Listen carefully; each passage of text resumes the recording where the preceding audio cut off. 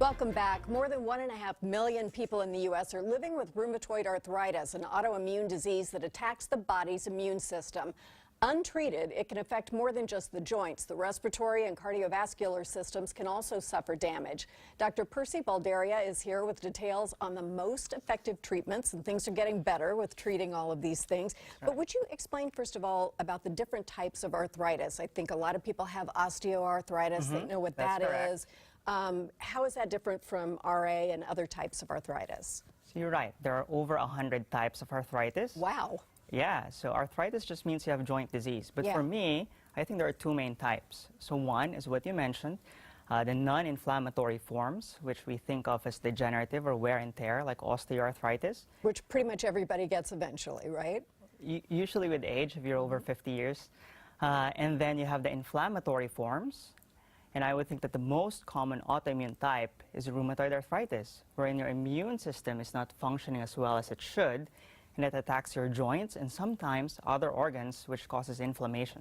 Can this happen to a child? What are the age ranges for this? Right, so it can happen at any age, but the peak age of onset is between 30 and 60 years of age. If something similar to rheumatoid arthritis happens in kids, then we call it juvenile idiopathic arthritis. Okay. And do we have any idea what causes this?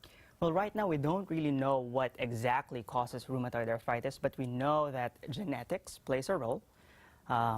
We know that identical twins are more likely to both have RA compared to fraternal twins. But we also know that it's not just genetics, because even if one identical twin has RA, the chances of the other twin having the condition is only less than 15%. Wow. So we know that environment plays a role, Right. hormones play a role. For example, pregnant women with RA tend to have good disease control in the last trimester, but then they flare up after giving birth. So what do we think, that the estrogen is helping them? You're right. So it's probably the balance of estrogen and progesterone. Also, women are more at risk of having rheumatoid arthritis compared to men. So how do we know if we have like some joint pain, whether it's just osteoarthritis and it's kind of, you know, the typical thing, or if it's this more serious type? Right. So let's say, Margaret, that you wake up in the morning and you feel stiff in your joints. You have limited mobility and it lasts 1 or 2 hours. Then that may be a clue that you have RA. So RA usually affects small joints. So if you have pain, swelling, or limited mobility in your wrists, in your knuckles, these joints, or in the balls of your feet, then you should see a rheumatologist. Really? So that's probably a lot of people. And if people don't think that they've got anything that's, you know, they just taken a leave and go on about their day and it's left untreated, what can happen? Well, if it's left untreated, the ongoing inflammation in the joints can cause joint damage. You can have erosions in the cartilage, and that will lead to physical disability. Wow. In terms of your cardiovascular system, your respiratory system, what's the risk there? Right, so patients with rheumatoid arthritis, because of the inflammation going on in the entire body, they are at higher risk for having cardiovascular disease. In some cases, rheumatoid arthritis can also affect the eyes, can also affect the lungs. There's a condition called RA-associated interstitial lung disease.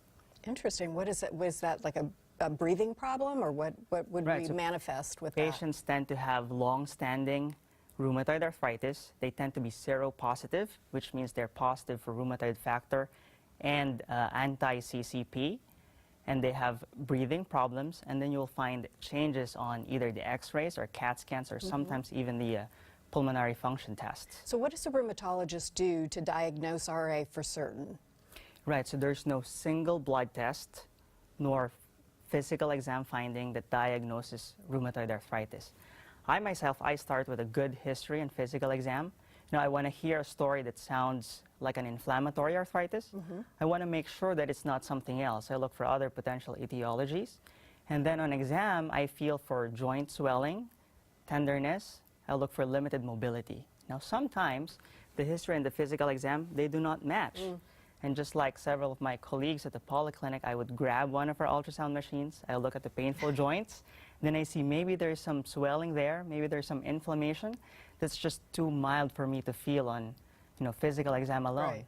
I also order blood tests. I look for antibodies, I look for inflammatory markers, and I also order imaging studies like x-rays to see if there's any evidence of joint damage. And then what treatment is available?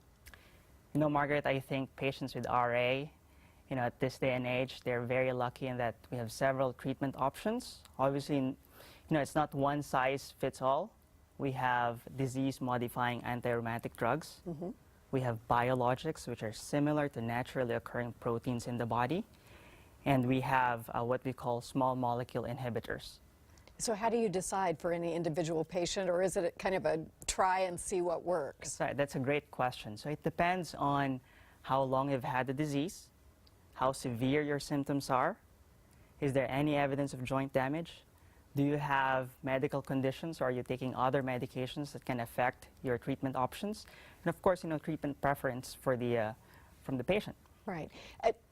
Eventually, are people looking at joint replacement in some of these small joints, thumbs, etc.? I think because of the several treatment options available to us, I rarely see patients who are not controlled in terms of their disease. It's rare for patients with RA who are on treatment to end up having joint replacement. That's good news. Is there any way to prevent this or make yourself less likely to have RA? Right, so there are several studies that looked into that, and to me, two things stand out.